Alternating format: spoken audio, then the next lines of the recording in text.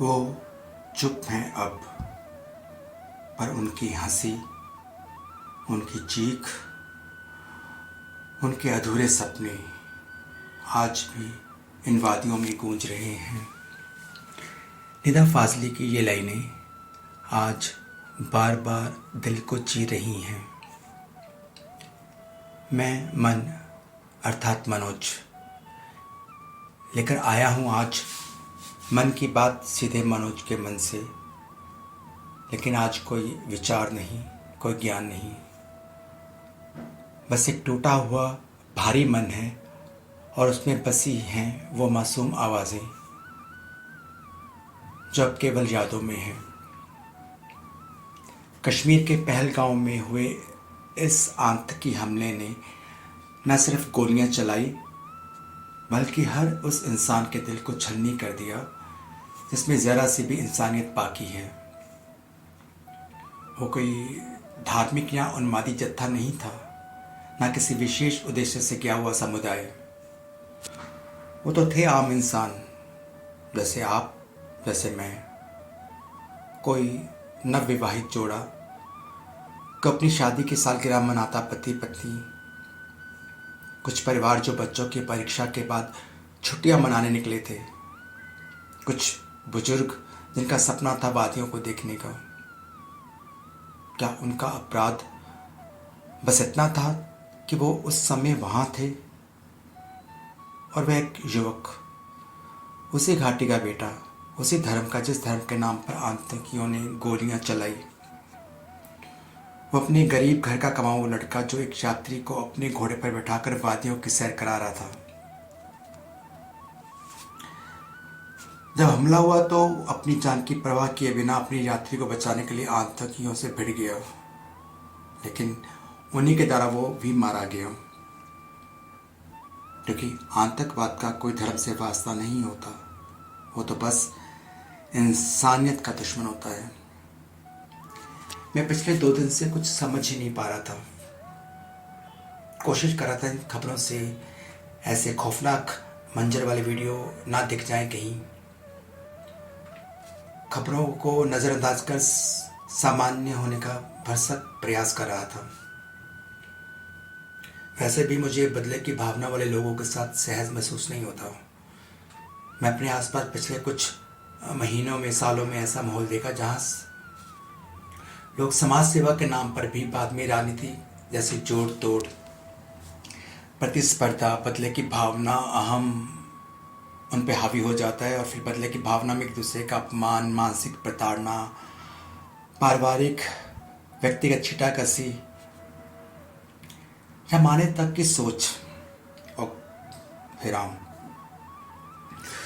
सो इसलिए मैं तो ऐसे लोगों, खबरों, सोशल मीडिया, सीरियल्स, जितने भी आजकल वेब सीरीज़ आती हैं, इन सब से दूर रहने की कोशिश करता हूँ। देख ही नहीं पाता इनफैक्ट, क्योंकि ऐसे बदले की भावना में एक दूसरे को प्रताड़ित करते मेरी आंखें, मेरा गला, मेरा मन, ये सब वैसे ही देख सुनकर पढ़कर भीतर से भीग जाता है और मैं बेचैन व उत्तेजित सा होकर और ज़्यादा परेशान हो जाता हूँ। और ये हमला, इस हमले में तो कितने निरपराध धर्म के नाम पर लोग मारे गए। रामायण कहती है, परहित सरिस धर्म नहीं भाई, पर पीड़ा सम नहीं अधमाई। दूसरों के हिस्से बड़ा कोई धर्म नहीं और दूसरों को पीड़ा देने से बड़ा कोई अधर्म नहीं। भगवत गीता में श्री कृष्ण कहते हैं कि जो जिस भावना से मुझे भजता है मैं उसी रूप में उससे प्राप्त होता हूँ। और जिसने अच्छे कर्म किए हैं वह चाहे किसी भी रूप में पूजा करे, आखिरकार मुझ में ही लीन होता है। तो फिर हम किस हक से किसी की आस्था, भाषा, रंग या सोच के नाम पर उसे मिटा देने की बात करते हैं? और सबसे महत्वपूर्ण बात, हमें इस विषय को राजनीतिक रंग नहीं देना। हालांकि ये देश की सुरक्षा का महत्वपूर्ण विषय है, किंतु किसी भी राजनीति के पक्ष में या ना ही किसी के विरोध में। ये मामला किसी एजेंडे का नहीं, ये मामला इंसानियत का है। एक दूसरे के धर्म के विश्वास को सम्मान देना है, ना कि इस तरह के अपने धर्म के नाम पर कायरता वाले कत्लेआम। इंसानियत जो हर धर्म से ऊपर है और हर धर्म में पूज्य है। हम सभी में कुछ ना कुछ बुराइयां होती हैं, कुछ आती हैं जो दूसरों को पसंद नहीं आती, लेकिन इसका अर्थ कदापि ये नहीं कि हम प्रतिशोध की भावना पाल लें, किसी का नुकसान करें या उसको मानसिक रूप से प्रताड़ित करें या उसके परिवार को तोड़ने या उसके व्यक्तिगत बातों को समाज में उछालने की कोशिश करें। और हत्या,